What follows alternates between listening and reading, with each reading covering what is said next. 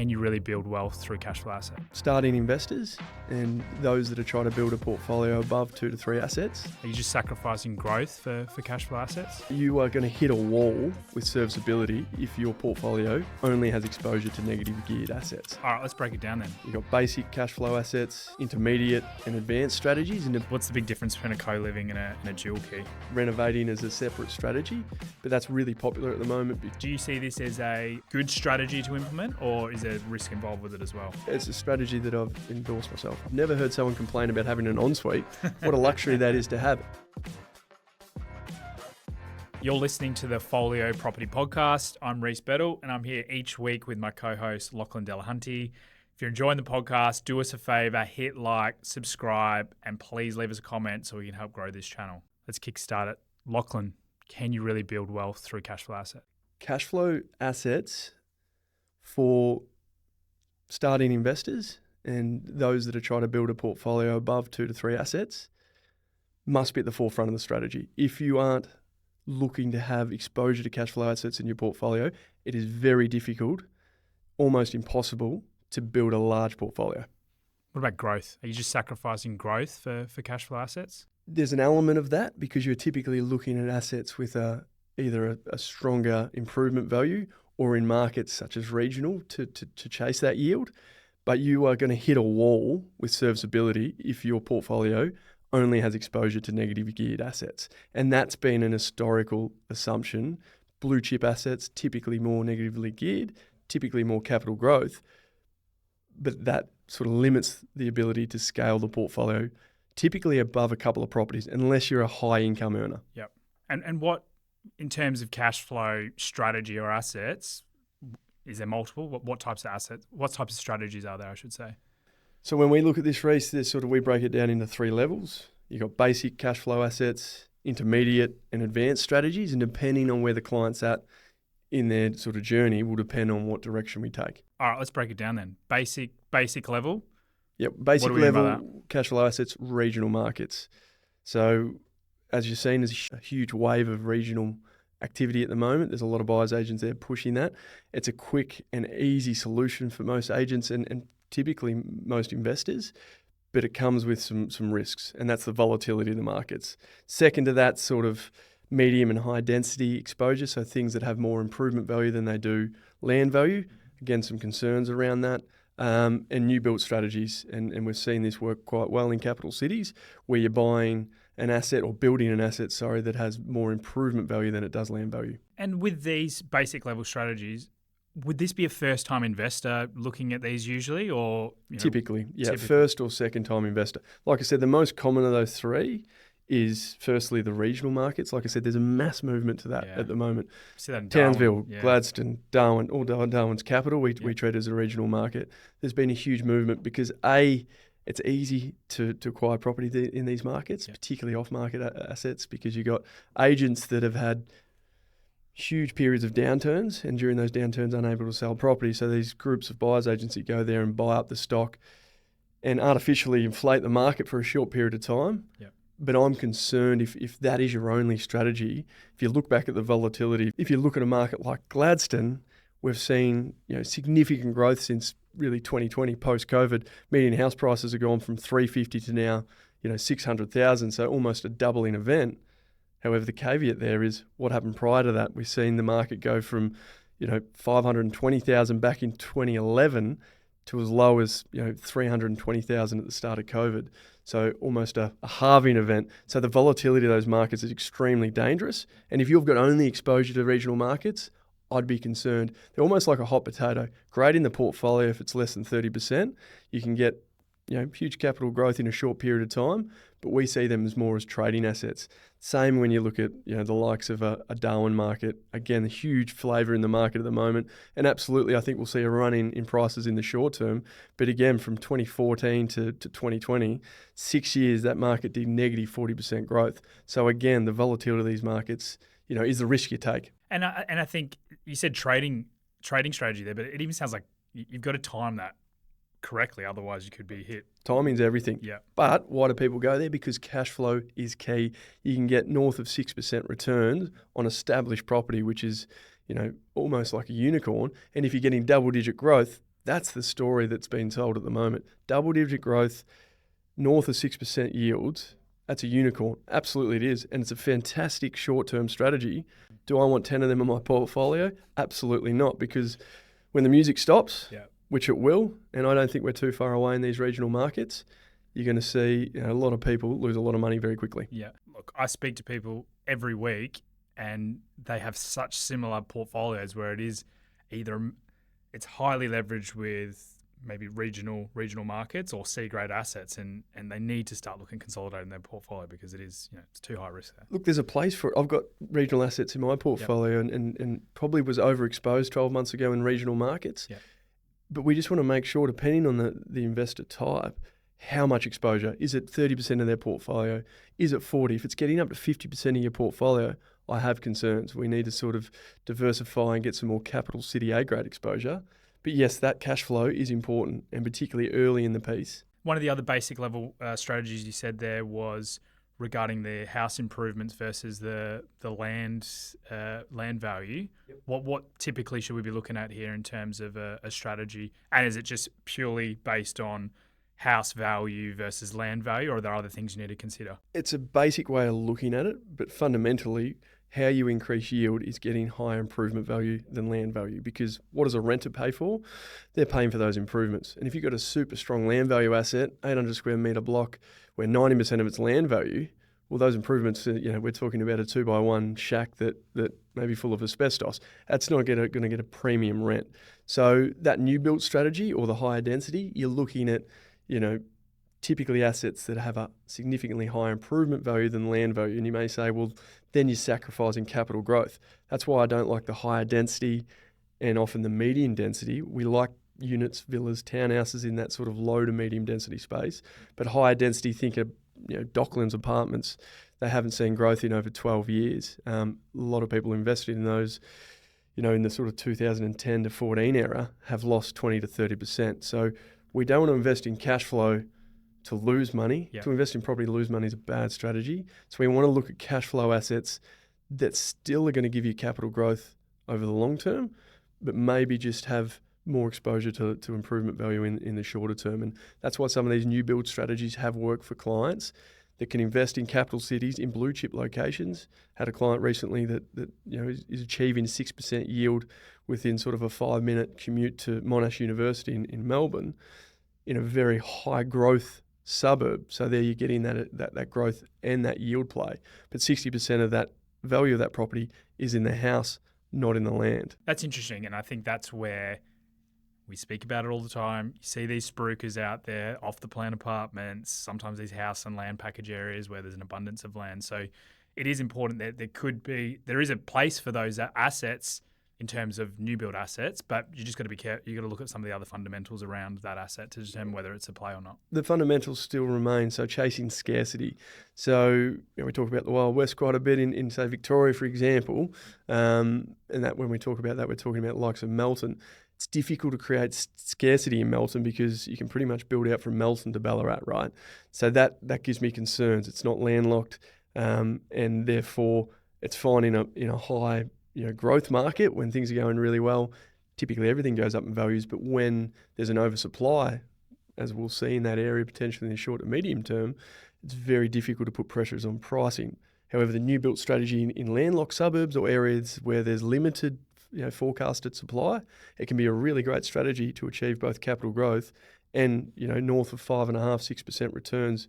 And that's really important when interest rates now, where are they at, Reece? What's your home loan at the moment? It's in the 5s now. It's probably I can't remember. We did have Michael Killen in last week, and I think he was saying around 5.3, 5.4. Yeah, 5.4. So when you can get a 6% yield and you're paying 5.3, 5.4 for your interest rate, all of a sudden it's getting close to neutrally geared. At a 5.3% home loan and 6% net return, a gross return on your property, surely it is positively geared. But people fail to understand the true costs of holding a property, and it's not just repayments versus your rental return. So looking at that, it would still slightly be negatively geared, which will confuse a lot of people, but it's getting close to being neutrally. I know my first investment property, I had the same thing on paper. It looked like it was neutrally geared. And then once you don't take into account all these other expenses. Holding costs, land taxes, insurances, Yeah. maintenance. So, yeah, it's important to do your figures on, and that's what we do, right? 100%. Intermediate level strategies. Talk to me about that. Yeah, so these are for more sort of advanced investors, certainly not going to be your first 2 or 3 properties. You're looking at dual key, multiple occupancy, co-living, value add strategies through like renovations. So trying to sort of increase the yield or your rental return through updating the property, and also ancillary dwellings. So think granny flats. Yeah. So certainly not for the faint-hearted, a little bit more work. Certainly those that are a little bit more sophisticated, but we've done a number of these strategies with our clients. Again, the type of clients are more advanced. They've typically got 4 to 5 properties in their portfolio, and we're trying to increase the overall cash flow of their portfolio rather than having to trade properties out to increase the cash flow. Yeah, dual key. I hear a lot about this, but it'd be interesting to understand what actually is a dual key property and what's the advantages and what's the risk, because sometimes you hear it a lot, and sometimes it can be perceived as a negative type property. But talk to me about dual key. Dual key's in flavour at the moment because you're sort of seeing close to 10% returns on these assets. Essentially, it's one dwelling that's been segmented into 2. So you've essentially got 2 houses on one title, and you're renting both sides of the house. So just a standard residential home in a house and land package area where one side of the house is a 3x2 and the other side's a 2x1. And so essentially you can get 2 tenancies within the one dwelling. Yeah. They both have to be on separate meters, and it has to be approved within council regulation. So huge flavour, 8 to 10% returns at the moment. People are pushing this. Don't invest in this space. Yeah. Straight off the bat. Everyone's like, well, why are you getting 10% returns? Had a call on the ABC the other day, ring in, just bought one in Western Australia, was already started construction, was going to get 12% returns. Sounds fantastic on paper, but the saleability of these purpose-built properties I have concerns with. Same with NDIS, which we'll speak about as more advanced strategy. When you're building purpose-built dwellings, it's great to get the cash flow in the short term. And when the market's growing and investors are buying this stock, this is fantastic. It's the resale value that concerns me.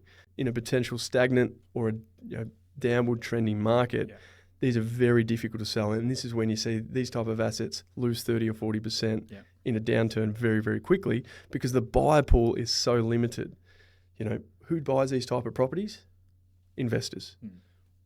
As we've said on this podcast, you want to be buying properties that your end user or the person that you're going to sell that to is ideally an owner occupier. Yep. A dual key asset is very unlikely going to sell to an owner occupier that purposely needs to fit their grandparents next door and their family in this house.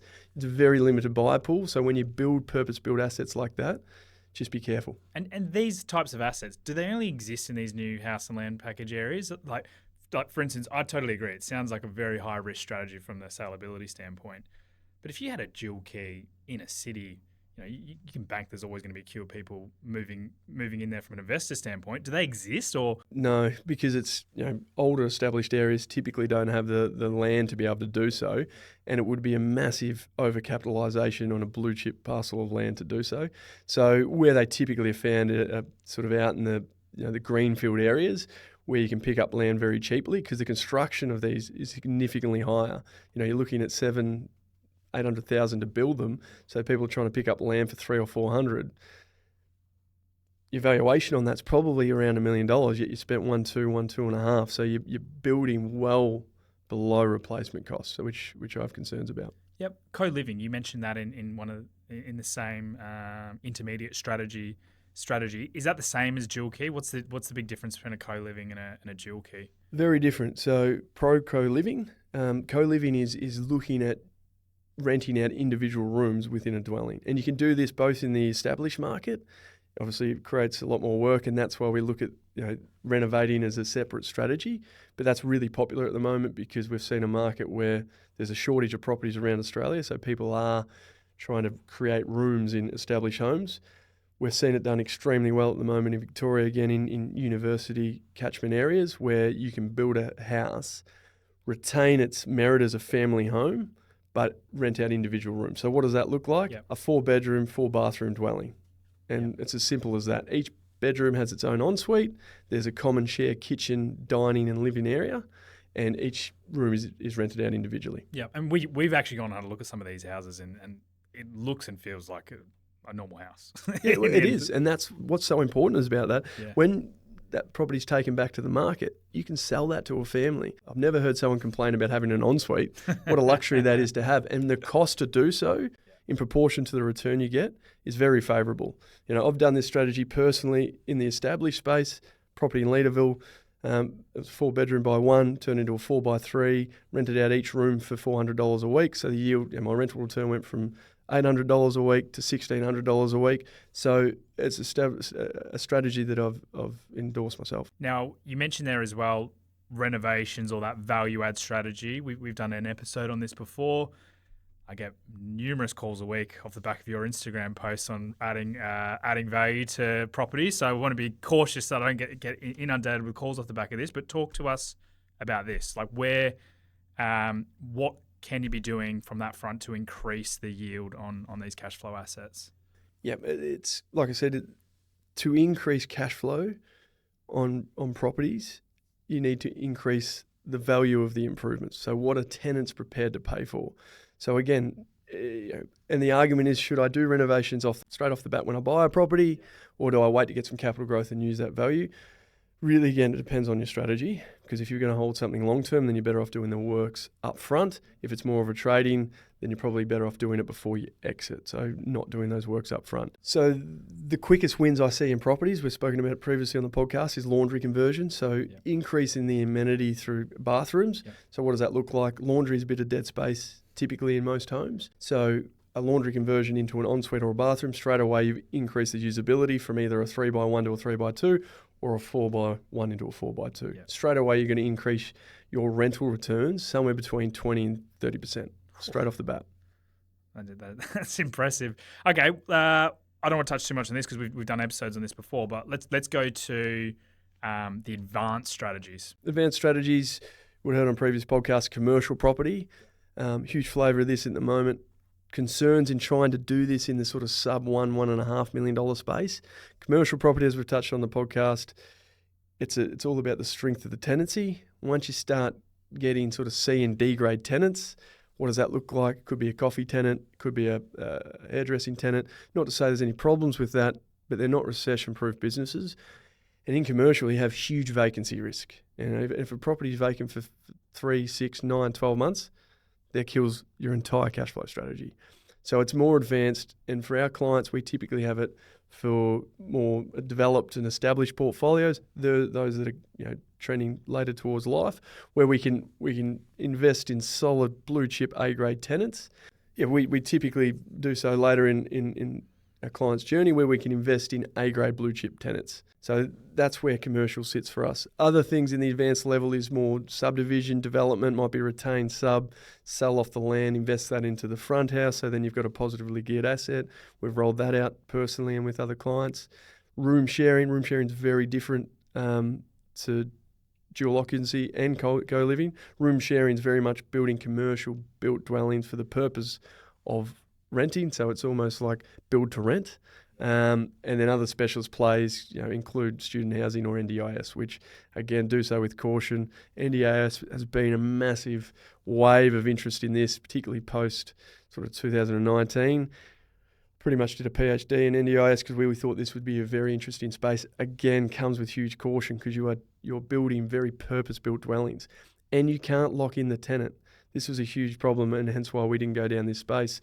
You can't force someone, particularly with a disability, to live in your house for 10 or 15 years. And that's the value of commercial property. You want to lock in an A-grade tenant for 10 years. That's how you increase the value, and that's where you increase your returns and guarantee your returns. You can't do that in NDIS because if they want to move somewhere else, you can't lock them in. So you're backing the fact that they're going to want to live in your property for the next 10 to 15 years, and it's a purpose-built dwelling that's not very saleable back to the open market when you look to target owner-occupiers. So just from what you've said there on the advanced strategies, it sounds like NDIS, we already touched on it earlier, but that's, in your eyes, that's a big no. Commercial, there's obviously a place for that, but generally the clients that we deal with is probably a little bit later on in their journey. Correct. Talk to me more about, and I don't want to confuse it with the co-living, but the room sharing piece. That's probably the one I'm not sure. Do you see this as a good strategy to implement, or is there risk involved with it as well? Very much for, again, advanced investors. And like, there's a place for NDIS if you specialise in it, and that's all you do. There's some operators out there that have done really well, but they're linked up with a provider, so they can almost guarantee the lease. Same with commercial property. It is more specialised and has a place. Room sharing is like a commercial property. You're engaging in development, typically going out there and building a boarding house or something. Might be in close proximity to a university, and it becomes student accommodation. So it is a really good strategy if you specialise in this space. And we've implemented some of these developments. They've done well, but they are commercial construction. That comes with, a completely different requirement from the council, completely different. We're talking fire safety, sprinkler systems. It's an advanced strategy, very different to multiple occupancy or co-living, where you can do so under the residential framework and approval compliance process. It's really just building a residential house and renting out the rooms individually. That can work for more intermediate strategies. Again, that commercial boarding house student accommodation is far more advanced. And look, we can do a whole episode on this, but our listeners probably want to stick to sort of the basic and or intermediate strategies. Yep. And I think we will do a breakdown of each of these strategies in a later episode. So please put in the comments if you'd like to hear us do that at a later date. Okay, so you've talked through, the three-prong approach in terms of basic, intermediate, advanced strategies. Now, you mentioned, especially on the regional play on that, the basic level, that you don't want to have your whole portfolio filled with these assets because it's high risk, regional that is, right? What about cash flow? What sort of proportion of your portfolio should have cash flow assets? Can it be all of it, to help grow that portfolio? Or is there sort of a percentage that you would stick to if you're an investor? Really depends on where a client's at in their journey. And I just don't want to put a caveat over straight away because people are like, tell me. But give you an example, huge mistake I made in my investment journey, straight off the bat. We typically invested at the beginning of the business 12 years ago for more sophisticated investors, higher net worths. And that was very much a negative geared strategy because they pay far too much tax. Look at a doctor, they want to get as many tax breaks as they can. So high growth, high land value assets, but it's massively negatively geared. And therefore I followed suit on very much a low income. So I bought one property, it was in Inglewood, Western Australia. Fantastic. It was a development site, but the yield on it was like 2.5%. It took me another 3 years before I could buy another property because the cash flow was so negatively geared, the bank weren't going to fund me anymore. And that becomes a huge problem. So straight away you hit a barrier. So early in your journey, it's really important to have high exposure to cash flow assets with capital growth in mind, and that's for those that want to build out multiple properties. We're talking 3, 4, 5 properties in their portfolio, because the bank looks at your serviceability. And if you don't foresee your income increasing significantly over the next 2 or 3 years, then we need to manufacture cash flow through the portfolio. And that's getting these assets to neutrally geared or close to neutrally geared as quickly as possible. And often it's not going to be right off the bat. And understand that's why time in the market's really important. Because we may, when we started buying in Perth, yields for established properties were sort of 3%, and for units it might have been 4%. But as rents start to increase, and that's why we track this data so closely, you see rents rise, therefore your yields rise, and it becomes more favourable from your portfolio point of view. So, now units in Perth, for instance, at 4.5%. We're seeing the rise of that in Melbourne. Melbourne's houses are still at 3.5. Units are at 4.5. But we're starting to see that increase to 4.7, 4.8 as we see rents rise. So to answer your question, Reece, early in your journey, It's important to have a high exposure to cash flow assets. Typically maybe the first 2 or 3 assets, your timing markets to not buy assets that are going to have negative growth, and we still want to keep a huge eye on capital growth assets, but we need to have a focus on it. As we progress and the portfolio gets larger, we start to increase exposure to more land healthy assets. And that's when we want to get the blend, closer to sort of probably 50-50. But in your first 2 or 3 assets, it's likely going to be 75% weighted towards cash flow assets. Caveat there, if the goal is to have a large portfolio. And it's about timing markets as well. So one of my recent purchases, a cash flow asset, it was probably 50-50 in terms of land versus dwelling. it's just completing now, and it's already gone up 20% from when I started. So actually timing the market, and it was a blue chip area, but timing the market actually helped from a land value appreciation standpoint as well, and the yield's obviously going to benefit from the new build too. Yeah, well, that's so new build strategies. It's almost like, new build properties off the plan. It's like the devil. You can't make money. People are trying to rip you off left, right, and centre. And there's a pool of people out there that absolutely have no regard for their clients and are just, typically fronts for builders. They're going out there and selling you on this investment dream, but have no sort of thought or pre-thought of how to invest or build out a portfolio. But it's not always a bad strategy, and that's your example's perfect. If you time the market well, your deposit in that scenario would have been low upfront costs because you're only paying for the land, therefore your stamp duty is significantly lower. Yep. You've portioned out the build over a period of maybe 2 years because it probably took longer than you expected. So your 20% deposit was delayed over a 2-year period, right? So by the time you've actually had to pay for that property in full, you're already 20% in front in the market, plus you're getting probably 12 to 13% depreciation year on year because it's a brand new property. So there is a space for that if timed well and if in the right market. Lachlan, to wrap it up, what's from a first-time investor or someone early on in their journey, what type of cash flow assets should they be looking at? Basic level strategies, but not being too exposed to the one segment. What I mean by that, the easiest place to generate cash flow at the moment is in the regional markets. That's fine maybe for 1-2 assets, but make sure not 100% of your exposure is in regional areas. So I'd be encouraging people to get a blend for their first 2 to 3 properties of basic level strategies. Thanks for that, Lachlan. You've been listening to the Follio Property Podcast. If you liked what Lachlan said today and you want to learn more about the basic, intermediate, advanced strategy, please get active in the comments. We've got a load more that we'd love to speak about on that front. So, speak to you next time.